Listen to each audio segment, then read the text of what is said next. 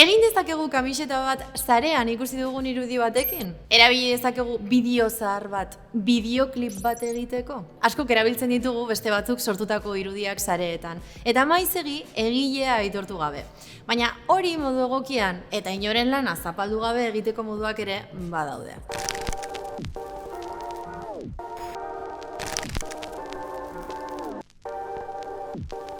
Az gaitezen komeni den moduan hasieratik. Gizakiok egiten dugun edozein lanek egile eskubideak ditu lan hori babesteko. Edozein lan mota izan daiteke, literatura lan bat, arte lan bat, edo simpleki Instagramera igotzen dugun argazki bat. Denek dituzte egile eskubideak.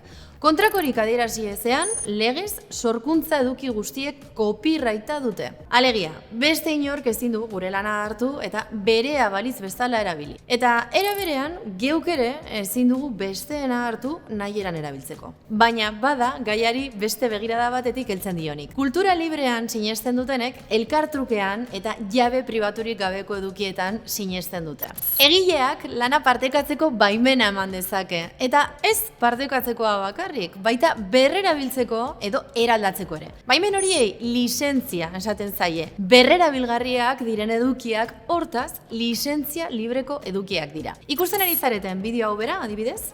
Lizentzia librekoa da. Badira webguneak eduki librez osatzen direnak, eta euskaldunok hein batean eredu gara horretan. Mundu mailako hedabideen artean, ez da ohikoa edukiak modu librean partekatzea. Euskal Herrian bai ordea. Berria, argia eta tokiko hedabideetako edukiak adibidez modu librean zabaltzen dira.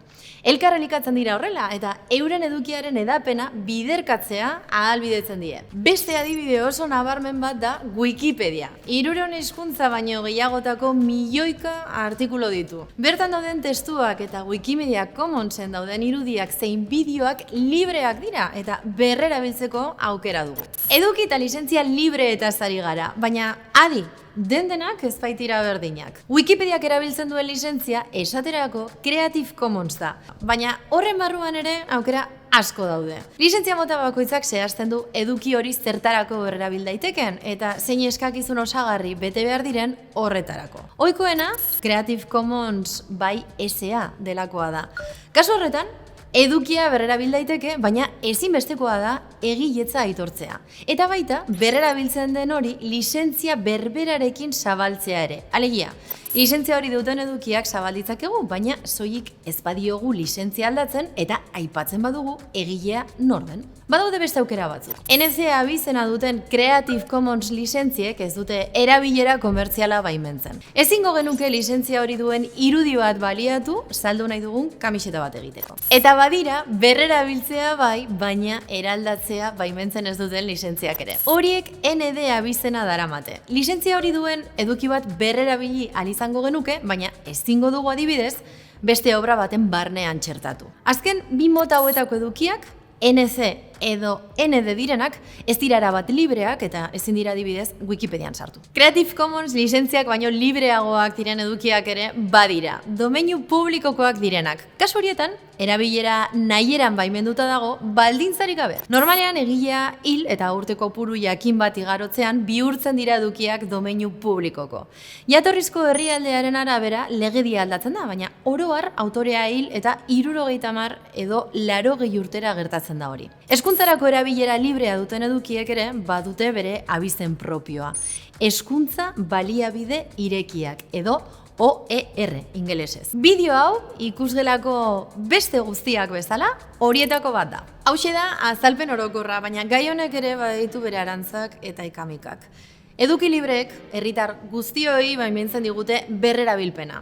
Kultura hori zabaltzeak, bideoak, abestiak edo dena delakoak osatzea erraztuko liguke denoi. Hori horrela izan da, logikoa litzateke administrazioak sortzen dituen edo abesten dituen edukiak lizentzia librekoak izatea, ezta? Norroberik edukia denon eskurai hartzeko denonak diren erakunde publikoak baino. Ba, ez da beti horrela.